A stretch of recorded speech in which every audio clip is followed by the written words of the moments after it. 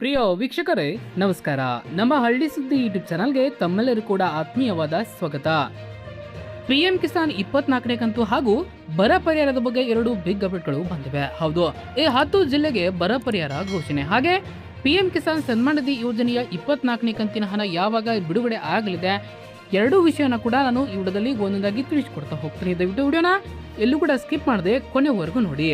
ಹಾಗೆ ಈ ಬಾರಿ ಯಾರಿಗೆಲ್ಲ ಹಿಂದಿನ ಬಾರಿ 23ನೇ ಕಂತಿನ ಹಣ ಜಮಾ ಆಗಿಲ್ಲ ಅವರಿಗೂ ಕೂಡ ಒಂದು ಬಿಗ್ ಅಪ್ಡೇಟ್ ಅಂತಾನೆ ಹೇಳ್ಬಹುದು. ಅದರ ಬಗ್ಗೆ ಸಂಪೂರ್ಣವಾದ ಮಾಹಿತಿಯನ್ನು ಈ ವಿಡಿಯೋದಲ್ಲಿ ತಿಳಿಸಿಕೊಡ್ತಾ ಹೋಗ್ತೀನಿ. ಪ್ರತಿ ಎಕರೆಗೆ 10,000 ರೂಪಾಯಿ ಬರ ಪರಿಹಾರ ಸಿಗಲಿದೆ ಎಂದು ತಿಳಿಸಲಾಗಿದೆ. ಹಾಗಾದ್ರೆ ಯಾವೆಲ್ಲ ಜಿಲ್ಲೆಗೆ ಸಿಗಲಿದೆ, ಎಷ್ಟು ಸಿಗಲಿದೆ, ಎಲ್ಲವನ್ನು ಕೂಡ ನಾನು ಈ ವಿಡಿಯೋದಲ್ಲಿ ಒಂದೊಂದಾಗಿ ತಿಳಿಸಿಕೊಡ್ತಾ ಹೋಗ್ತೀನಿ. ಹಾಗೆ ನಿಮ್ಮ ಜಿಲ್ಲೆ ಯಾವುದು ಎಂಬುದನ್ನು ನಮ್ಮ ಕಮೆಂಟ್ ಬಾಕ್ಸಲ್ಲಿ ಕಮೆಂಟ್ ಮಾಡಿ ತಿಳಿಸಿ. ನಮಸ್ಕಾರ ರೈತ ಬಾಂಧವರೇ, ನಮ್ಮ ಹಳ್ಳಿ ಸುದ್ದಿ ಯೂಟ್ಯೂಬ್ ಚಾನಲ್ಗೆ ತಮ್ಮೆಲ್ಲರೂ ಕೂಡ ಆತ್ಮೀಯವಾದ ಸ್ವಾಗತ. ಇವತ್ತಿನ ಈ ವಿಡಿಯೋದಲ್ಲಿ ರಾಜ್ಯದ ಕೋಟ್ಯಾಂತರ ರೈತರಿಗೆ ಸಂಬಂಧಿಸಿದ ಎರಡು ಅತ್ಯಂತ ಮಹತ್ವದ ಮತ್ತು ಬ್ರೇಕಿಂಗ್ ಮಾಹಿತಿಯನ್ನು ನಾವು ಇವತ್ತು ತಂದಿದ್ದೇವೆ. ಒಂದೆಡೆ ಕೇಂದ್ರ ಸರ್ಕಾರದ ಪ್ರಧಾನ ಮಂತ್ರಿ ಕಿಸಾನ್ ಸನ್ಮಾನ್ ನಿಧಿ ಯೋಜನೆಯ 24ನೇ ಕಂತಿನ ಹಣದ ಬಗ್ಗೆ ಭರ್ಜರಿ ಸಿಹಿ ಸುದ್ದಿ ಹೊರಬಿದ್ದಿದೆ. ನಿಮ್ಮ ಖಾತೆಗೆ ಬರಬೇಕಾದ 2,000 ರೂಪಾಯಿ ಹಣ ಈ ಬಾರಿ 2 ತಿಂಗಳ ಮುಂಚಿತವಾಗಿಯೇ ಜಮಾ ಆಗುವ ಸಾಧ್ಯತೆಗಳಿವೆ. ಮತ್ತೊಂದೆಡೆ ರಾಜ್ಯದಲ್ಲೇ ಮಳೆ ಇಲ್ಲದೆ ಕಂಗಾಲಾಗಿರುವ ಅನ್ನದಾತರಿಗೆ ಬರ ಪರಿಹಾರದ ಕುರಿತಂತೆ ರಾಜ್ಯ ಸರ್ಕಾರ ಮಹತ್ವದ ಹೆಜ್ಜೆ ಇಟ್ಟಿದೆ. ಯಾವ್ಯಾವ ಜಿಲ್ಲೆಗಳನ್ನ ಬರಪೀಡಿತ ಎಂದು ಘೋಷಣೆ ಮಾಡಲಾಗುತ್ತಿದೆ, ರೈತರಿಗೆ ಪ್ರತಿ ಎಕರೆಗೆ 10,000 ರೂಪಾಯಿ ಪರಿಹಾರ ಸಿಗಲಿದೆಯಾ, ಹಾಗೆಯೇ ಪಿಎಂ ಕಿಸಾನ್ ಹಣ ಆಗಸ್ಟ್ ತಿಂಗಳಿನಲ್ಲೇ ನಿಮ್ಮ ಕೈ ಸೇರುತ್ತಾ, ಈ ಎರಡು ಪ್ರಮುಖ ವಿಷಯಗಳ ಬಗ್ಗೆ ಸಂಪೂರ್ಣ ಮತ್ತು ನಿಖರವಾದ ಮಾಹಿತಿಯನ್ನ ನಾವು ಈ ವಿಡಿಯೋದಲ್ಲಿ ನೀಡಲಿದ್ದೇವೆ. ದಯವಿಟ್ಟು ವಿಡಿಯೋನ ಎಲ್ಲೂ ಕೂಡ ಸ್ಕಿಪ್ ಮಾಡದೆ ಕೊನೆವರೆಗೂ ನೋಡಿ. ವಿಡಿಯೋ ಶುರು ಮಾಡೋಕ್ಕೂ ಮುನ್ನ ನೀವಿನ್ನೂ ನಮ್ಮ ಚಾನಲನ್ನು ಸಬ್ಸ್ಕ್ರೈಬ್ ಮಾಡಿಲ್ಲ ಅಂತಂದರೆ ದಯವಿಟ್ಟು ಈಗಲೇ ಸಬ್ಸ್ಕ್ರೈಬ್ ಮಾಡಿ, ಹಾಗೂ ಈ ಉಪಯುಕ್ತ ಮಾಹಿತಿಗೆ ಈಗಾಗಲೇ ಒಂದು ಲೈಕ್ ಮಾಡಿ. ಸ್ನೇಹಿತರೆ, ಮೊದಲನೇದಾಗಿ ಪಿಎಂ ಕಿಸಾನ್ ಯೋಜನೆಯ ಅಪ್ಡೇಟ್ ಬಗ್ಗೆ ತಿಳಿದುಕೊಳ್ಳೋಣ. ಕೇಂದ್ರ ಸರ್ಕಾರದ ಈ ಯೋಜನೆಯಡಿ ರೈತರಿಗೆ ವಾರ್ಷಿಕ 6,000 ರೂಪಾಯಿಗಳನ್ನು ತಲಾ 2,000 ರೂಪಾಯಿಗಳಂತೆ 3 ಕಂತುಗಳಲ್ಲಿ ನೀಡಲಾಗ್ತಾ ಇದೆ. ಇತ್ತೀಚೆಗಷ್ಟೇ ಕ್ಯಾಬಿನೆಟ್ ಸಭೆಯಲ್ಲಿ ಈ ಯೋಜನೆಯನ್ನ 2031ರವರೆಗೂ ಮುಂದುವರಿಸಲು ನಿರ್ಧರಿಸಲಾಗಿದೆ. ಇದು ರೈತರಿಗೆ ದೀರ್ಘಾವಧಿಯ ಆರ್ಥಿಕ ಭದ್ರತೆಯನ್ನ ನೀಡಲಿದೆ. ಸಾಮಾನ್ಯವಾಗಿ ಪ್ರತಿ 4 ತಿಂಗಳಿಗೊಮ್ಮೆ ಈ ಹಣ ಬಿಡುಗಡೆ ಆಗುತ್ತದೆ. ಆ ಲೆಕ್ಕದ ಪ್ರಕಾರ 24ನೇ ಕಂತು ಸೆಪ್ಟೆಂಬರ್ ಅಥವಾ ಅಕ್ಟೋಬರ್ನಲ್ಲಿ ಬರಬೇಕಿತ್ತು.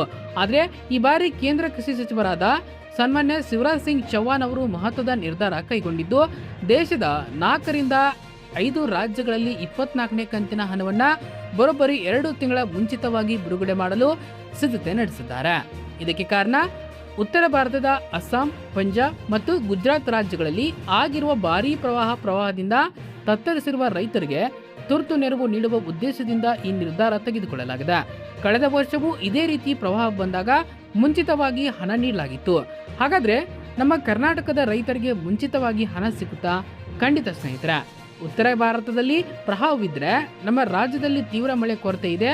ರಾಜ್ಯದ 153ಕ್ಕೂ ಹೆಚ್ಚು ತಾಲೂಕುಗಳಲ್ಲಿ ಬರಗಾಲದ ಪರಿಸ್ಥಿತಿ ಇದೆ. ಹೀಗಾಗಿ ಕರ್ನಾಟಕದ ರೈತರಿಗೆ ಪಿಎಂ ಕಿಸಾನ್ ಹಣವನ್ನು ಮುಂಚಿತವಾಗಿ ನೀಡಬೇಕು ಎಂದು ರಾಜ್ಯ ಸರ್ಕಾರ ಕೇಂದ್ರಕ್ಕೆ ತೀವ್ರ ಒತ್ತಾಯ ಕೂಡ ಮಾಡಿದೆ. ಈ ಮನವಿಗೆ ಕೇಂದ್ರ ಸ್ಪಂದಿಸಿದ್ರೆ ಇದೇ ಆಗಸ್ಟ್ 15ರ ಆಸುಪಾಸಿನಲ್ಲೇ 24ನೇ ಕಂತಿನ ಬಿಡುಗಡೆ ಆಗುವ ಸಾಧ್ಯತೆ ಇದೆ. ಅದಕ್ಕೂ ಮೊದಲು ನೀವು ಯಾವೆಲ್ಲ ಅಂದರೆ KYC, ಆಧಾರ್ ಸೀಡಿಂಗ್ ಯಾವೆಲ್ಲ ಕೆಲಸವನ್ನ ಮಾಡಿಲ್ಲ, ದಯವಿಟ್ಟು ನಿಮ್ಮ ಹತ್ತಿರದ ಬ್ಯಾಂಕ್ಗೆ ಹೋಗಿ ಅಥವಾ CS ಕೇಂದ್ರಕ್ಕೆ ಹೋಗಿ ಅವೆಲ್ಲ ಕೆಲಸವನ್ನ ಮುಗಿಸ್ಕೊಂಡ್ಬಿಡಿ. ಇನ್ನು 23ನೇ ಕಂತಿನ ಬಾರದ ರಾಜ್ಯದ ಸುಮಾರು 6 ಲಕ್ಷ ರೈತರಿಗೆ ಒಂದು ಗುಡ್ ನ್ಯೂಸ್ ಕಾದಿದೆ. ಯಾರು ತಮ್ಮ KYC ಮತ್ತು ಆಧಾರ್ ಮ್ಯಾಪಿಂಗ್ ಸರಿಪಡಿಸಿಕೊಂಡಿದ್ದಾರೋ ಅಂಥವರಿಗೆ ಇದೇ ಆಗಸ್ಟ್ 15ರಿಂದ 20ನೇ ತಾರೀಕಿನ ಒಳಗೆ ಬಾಕಿ ಉಳಿದಿದ್ದ ಕಂತಿನ ಹಣ DBT ಮೂಲಕ ಹಣ ಜಮಾ ಆಗಲಿದೆ. ರೈತರ ಪ್ರಮುಖ ಸೂಚನೆ ಏನಪ್ಪಾ ಅಂತಂದ್ರೆ, ನಿಮಗೆ ಪಿಎಂ ಕಿಸಾನ್ ಹಣ ಯಾವುದೇ ಅಡೆತಡೆ ಇಲ್ಲದೆ ಬರಬೇಕಾದ್ರೆ ನೀವು ಕೂಡಲೇ pmkisan.gov.in ವೆಬ್ಸೈಟ್ಗೆ ಭೇಟಿ ನೀಡಿ ನಿಮ್ಮ ಸ್ಟೇಟಸ್ ಅನ್ನ ಚೆಕ್ ಮಾಡ್ಕೊಳ್ಳಿ. ಅದರಲ್ಲಿ ಈ 3 ಅಂಶಗಳು ಕಡ್ಡಾಯವಾಗಿ ಎಸ್ ಅಂತ ಇರಬೇಕು. ಅದೇನಪ್ಪ ಅಂತಂದ್ರೆ KYC, ಹೌದು, KYC ಪೂರ್ಣಗೊಂಡಿರಬೇಕು. ನಂತರ ಬ್ಯಾಂಕ್ ಖಾತೆಗೆ ಆಧಾರ್ ಲಿಂಕ್ ಮತ್ತು DBT ಸಕ್ರಿಯವಾಗಿರಬೇಕು. ಇಲ್ದಿದ್ರೆ ಪೋಸ್ಟ್ ಆಫೀಸ್ನಲ್ಲಿ IBPP ಖಾತೆಯನ್ನ ತೆರಿಬೇಕಾಗುತ್ತೆ. ನಂತರ ಲ್ಯಾಂಡ್ ಸೀಡಿಂಗ್, ಹೌದು, ಲ್ಯಾಂಡ್ ಸೀಡಿಂಗ್ ಆಗಿರಬೇಕು. ನಂತರ ಇವುಗಳಲ್ಲಿ ಯಾವುದಾದ್ರೂ ನೋ ಅಂತ ಇದ್ರೆ ತಕ್ಷಣವೇ ನೀವು ಅದನ್ನ ಸರಿಪಡಿಸ್ಕೊಳ್ಬೇಕು. ಇವೇನಾದರೂ ನೋ ಅಂತ ಇದ್ರೆ ನಿಮಗೆ ಯಾವುದೇ ಪಿಎಂ ಕಿಸಾನ್ ಯೋಜನೆಯ ಕಂತುಗಳು ನಿಮಗೆ ಜಮಾ ಆಗೋದಿಲ್ಲ. ದಯವಿಟ್ಟು ಇದನ್ನ ನಿಮ್ಮ ಹತ್ತಿರದ ಕೃಷಿ ಆಫೀಸ್ಗೆ ಹೋಗಿ ಅಲ್ಲಿ ನೀವು ಎನ್ಕ್ವೈರಿ ಮಾಡಬೇಕಾಗುತ್ತೆ. ಇನ್ನು ರಾಜ್ಯದಲ್ಲಿ ಬರ ಘೋಷಣೆ ಮತ್ತು 10,000 ರೂಪಾಯಿ ಪರಿಹಾರ ಸಿಗ್ತಾ ಇದೆ. ಹೌದು, ಇದರ ಬಗ್ಗೆ ಇಲ್ಲಿ ನೋಡ್ತಾ ಹೋಗೋಣ.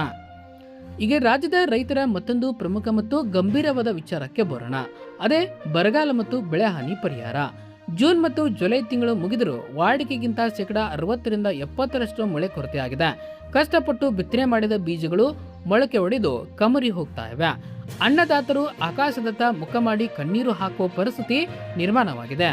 ಈ ಭೀಕರ ಪರಿಸ್ಥಿತಿಯನ್ನ ಅರಿತು ರಾಜ್ಯ ಸರ್ಕಾರ ಬರ ಅಧ್ಯಯನ ಮಾಡಲು ಸಮೀಕ್ಷೆ ಶುರು ಮಾಡಿದೆ. ರಾಜ್ಯದ ಜಿಲ್ಲಾ ಉಸ್ತುವಾರಿ ಸಚಿವರು ತಮ್ಮ ತಮ್ಮ ಜಿಲ್ಲೆಗಳಲ್ಲಿ ಪ್ರವಾಸ ಕೈಗೊಂಡ ನೈಜ ವರದಿಯನ್ನ ಸಿದ್ಧಪಡಿಸುತ್ತಿದ್ದಾರೆ. ನಿನ್ನೆಷ್ಟೇ ರಾಜ್ಯದ ಉಪಮುಖ್ಯಮಂತ್ರಿಗಳ ನೇತೃತ್ವದಲ್ಲಿ ಬರ ಪರಿಹಾರದ ಬಗ್ಗೆ ಸುದೀರ್ಘ ಸಭೆ ನಡೆದಿದೆ. ಯಾವ ಜಿಲ್ಲೆಗಳಿಗೆ ಬರ ಘೋಷಣೆ ಆಗಬಹುದು? ಸದ್ಯದ ಮಾಹಿತಿ ಪ್ರಕಾರ ರಾಜ್ಯದ ಸುಮಾರು 110ರಿಂದ 114 ತಾಲೂಕುಗಳನ್ನು ಬರಪೀಡಿತ ಎಂದು ಘೋಷಿಸುವ ಸಾಧ್ಯತೆಗಳಿವೆ. ವಿಶೇಷವಾಗಿ ಉತ್ತರ ಕರ್ನಾಟಕ ಭಾಗದ ಜಿಲ್ಲೆಗಳಾದ ಕಲಬುರಗಿ, ಬೀದರ, ರಾಯಚೂರು, ಗದಗ, ವಿಜಯಪುರ ಸೇರಿದಂತೆ ಧಾರವಾಡ ಜಿಲ್ಲೆಯ ಕೆಲವು ತಾಲೂಕುಗಳು ಹಾಗೂ ಇತರೆ ಒಟ್ಟು 10ರಿಂದ 11 ಜಿಲ್ಲೆಗಳನ್ನು ಮೊದಲ ಹಂತದಲ್ಲಿ ಬರಪೀಡಿತ ಎಂದು ಘೋಷಿಸುವ ನಿರೀಕ್ಷೆ ಇದೆ. ಮತ್ತೊಂದೆಡೆ ಮಲೆನಾಡು ಮತ್ತು ಕರಾವಳಿ ಭಾಗದಲ್ಲಿ ವಿಪರೀತ ಮಳೆಯಿಂದಾಗಿರುವ ಬೆಳೆ ಹಾನಿಗೆ ಸಮೀಕ್ಷೆ ನಡೆಯುತ್ತಿದೆ. ಹಾಗಾದರೆ ರೈತ ಪರ ಸಂಘಟನೆಗಳ ಬೇಡಿಕೆ ಏನು? ಹೌದಾ, ಬೆಳೆ ನಷ್ಟ ಅನುಭವಿಸಿದ ರೈತರಿಗೆ ಕೇವಲ ನಾಮಕ ವ್ಯವಸ್ಥೆ ಪರಿಹಾರ ನೀಡಿದೆ. ಪ್ರತಿ ಎಕರೆಗೆ ಅಥವಾ ಹೆಕ್ಟರ್ಗೆ ಕನಿಷ್ಠ 10,000 ರೂಪಾಯಿಗಳ ಪರಿಹಾರವನ್ನ ನೇರವಾಗಿ ರೈತರ ಖಾತೆಗೆ ಜಮಾ ಮಾಡಬೇಕೆಂದು ರೈತ ಸಂಘಟನೆಗಳು ಸರ್ಕಾರವನ್ನ ತೀವ್ರವಾಗಿ ಆಗ್ರಹಿಸುತ್ತವೆ. ಆದರೆ ಇಲ್ಲಿ ಒಂದು ಸಮಸ್ಯೆ ಇದೆ. ಏನಪ್ಪಾ ಅಂತಂದ್ರೆ, ಕೇಂದ್ರ ಸರ್ಕಾರದ NDRF ಬರ ಘೋಷಣೆ ನಿಯಮಾವಳಿಗಳು ಬಹಳ ಕಠಿಣವಾಗಿವೆ. ಈ ನಿಯಮಗಳ ಪ್ರಕಾರ ಪರಿಹಾರ ಪಡೆಯುವುದು ಕಷ್ಟ. ಹಾಗಾಗಿ ಈ ಕಠಿಣ ನಿಯಮಗಳನ್ನು ಸಡಿಲಿಸಿ ರೈತರಿಗೆ ಸುಲಭವಾಗಿ ಪರಿಹಾರ ಸಿಗುವಂತೆ ಮಾಡಬೇಕು ಮತ್ತು ಕೇಂದ್ರದ NDRF ತಂಡವನ್ನು ಶೀಘ್ರವೇ ರಾಜ್ಯಕ್ಕೆ ಕಳುಹಿಸಿಕೊಡಬೇಕೆಂದು ರಾಜ್ಯ ಸರ್ಕಾರ ಕೇಂದ್ರಕ್ಕೆ ಪತ್ರ ಬರೆದಿದೆ. ಈಗ ಬಂದಿರುವ ಹೊಸ ಮಾಹಿತಿ ಪ್ರಕಾರ ಮುಂಗಾರು ಹಂಗಾಮಿನ ಬೆಳೆ ವಿಮಾ ಕಟ್ಟಿರುವ ರೈತರ ಬ್ಯಾಂಕ್ ಖಾತೆಗಳಿಗೆ ಶೀಘ್ರದಲ್ಲೇ ವಿಮಾ ಪರಿಹಾರ ಹಣ ಜಮಾ ಆಗುವ ಪ್ರಕ್ರಿಯೆ ಶುರುವಾಗಲಿದೆ. ಬಹಳಷ್ಟು ರೈತರು ವಿಮೆ ಕಟ್ಟಿದ್ರು ತಮ್ಮ ಬೆಳೆ ಸಮೀಕ್ಷೆ ಆ್ಯಪ್ನಲ್ಲಿ ಸರಿಯಾದ ಬೆಳೆ ವಿಮೆಯನ್ನು ನಮೂದಿಸಿದ ಕಾರಣ ಪರಿಹಾರದಿಂದ ವಂಚಿತರಾಗ್ತಾ ಇದ್ದಾರೆ. ಅದರಿಂದ ನಿಮ್ಮ ಜಮೀನಿನಲ್ಲಿ ನೀವು ವಾಸ್ತವವಾಗಿ ಬೆಳೆದಿರುವ ಬೆಳೆಯನ್ನ ಕಬ್ಬು, ಭತ್ತ, ರಾಗಿ ಮತ್ತು ಬೆಳೆ ಸಮೀಕ್ಷೆ ಆ್ಯಪ್ನಲ್ಲಿ ಕಡ್ಡಾಯವಾಗಿ ದಾಖಲಿಸಿರುವುದನ್ನು ಒಂದ್ಸಾರಿ ಖಚಿತಪಡಿಸಿಕೊಳ್ಳಿ. ಇನ್ನು ಕೃಷಿ ಇಲಾಖೆಯಿಂದ ಯಂತ್ರೋಪಕರಣಗಳ ಖರೀದಿಗೆ ಭರ್ಜರಿ ಸಬ್ಸಿಡಿ ಕೂಡ ಲಭ್ಯವಿದೆ. ಟ್ರ್ಯಾಕ್ಟರ್, ಟೇಲರ್, ರೋಟಾವೇಟರ್ ಹಾಗೂ ಕಬ್ಬು ಕಟಾವು ಯಂತ್ರಗಳಾದಂಥ ದುಬಾರಿ ಯಂತ್ರಗಳನ್ನು ಖರೀದಿಸಲು ರೈತರಿಗೆ ಶೇಕಡಾ 40-50ರಷ್ಟು ಸಹಾಯಧನವನ್ನು ಸರ್ಕಾರ ನೀಡ್ತಾ ಇದೆ. ಇದಲ್ಲದೆ ಸಾವಯವ ಕೃಷಿಗೆ ಪ್ರೋತ್ಸಾಹ ನೀಡುವ ನಿಟ್ಟಿನಲ್ಲಿ ಎರೆಹುಳ ಗೊಬ್ಬರ ಘಟಕ ನಿರ್ಮಾಣವನ್ನ ಸಹಾಯಧನ ಸಿಗ್ತಾ ಇದೆ. ಈ ಎಲ್ಲ ಯೋಜನೆಗಳ ಲಾಭ ಪಡೆಯಲು ನೀವು ನಿಮ್ಮ ಹತ್ತಿರದ ರೈತ ಸಂಪರ್ಕ ಕೇಂದ್ರವನ್ನ ನೀವು ಸಂಪರ್ಕಿಸಬೇಕಾಗುತ್ತೆ. ಇನ್ನು ಈ ಸೌಲಭ್ಯಗಳನ್ನ ಪಡೆಯಲು ನಿಮ್ಮ ಬಳಿ ಈ ಕೆಳಗಿನ ದಾಖಲಾತಿಗಳನ್ನ ಅಪ್ಡೇಟ್ ಆಗಿ ಮಾಡಿಕೊಂಡಿರಬೇಕು. ಮೊದಲಾಗಿ ಆಧಾರ್ ಕಾರ್ಡ್ ಲಿಂಕ್ ಆಗಿರಬೇಕು. ನಂತರ DBT ಲಿಂಕ್ ಆಗಿರಬೇಕು. ಅಂದರೆ ಬ್ಯಾಂಕ್ ಖಾತೆಗೆ DBT ಲಿಂಕ್ ಆಗಿರುವ ಸಕ್ರಿಯ ಬ್ಯಾಂಕ್ ಖಾತೆ ಆಗಿರಬೇಕು. ನಂತರ FID ಹೊಂದಿರಬೇಕು. ಸ್ನೇಹಿತರೆ, ಸರ್ಕಾರದ ಯೋಜನೆಗಳು ಸರಿಯಾದ ಸಮಯಕ್ಕೆ ರೈತರಿಗೆ ತಲುಪುವುದಾಗಲೇ ಕೃಷಿಯಲ್ಲಿ ಅಭಿವೃದ್ಧಿ ಸಾಧ್ಯ. ಈ ಮಾಹಿತಿ ನಿಮಗೆ ಉಪಯುಕ್ತವಾಗಿದೆ ಎಂದು ಭಾವಿಸ್ತೇನೆ. ಈ ವಿಡಿಯೋನ ನಿಮ್ಮ ವಾಟ್ಸಪ್ ಗ್ರೂಪ್ಗಳಲ್ಲಿ ಮತ್ತು ನಿಮ್ಮ ಊರಿನ ಎಲ್ಲ ರೈತ ಬಾಂಧವರಿಗೆ ಶೇರ್ ಮಾಡಿ. ನಿಮ್ಮ ಜಮೀನಿನಲ್ಲಿ ಪ್ರಸ್ತುತ ಯಾವ ಬೆಳೆ ಬೆಳೆದಿದ್ದೀರಿ ಮತ್ತು ಯಾವ ಯೋಜನೆಗೆ ಅರ್ಜಿ ಹಾಕಿದ್ದೀರಿ ಎಂಬುದನ್ನು ಕಮೆಂಟ್ ಮಾಡಿ ತಿಳಿಸಿ. ಕೃಷಿ ಮತ್ತು ಗ್ರಾಮೀಣ ಸುದ್ದಿಗಳಿಗಾಗಿ ಸದಾ ನೋಡ್ತಾ ಇರಿ ನಮ್ಮ ಹಳ್ಳಿ ಸುದ್ದಿ ಯೂಟ್ಯೂಬ್ ಚಾನಲ್. ದಯವಿಟ್ಟು ನಿಮ್ಮ ಊರಲ್ಲಿರೋ ಎಲ್ಲ ವಾಟ್ಸಪ್ ಗ್ರೂಪ್ಗಳಿಗೆ ನಮ್ಮ ಈ ವಿಡಿಯೋನ ಶೇರ್ ಮಾಡಿ. ಮತ್ತೆ ಮುಂದಿನ ವಿಡಿಯೋದಲ್ಲಿ ಹೆಚ್ಚಿನ ಮಾಹಿತಿನ ತೆಗೆದುಕೊಂಡು ಬರ್ತೇನೆ. ಅಲ್ಲಿವರೆಗೂ ನಮ್ಮ ಚಾನಲ್ನ ನೋಡ್ತಾ ಇರಿ. ಧನ್ಯವಾದಗಳು.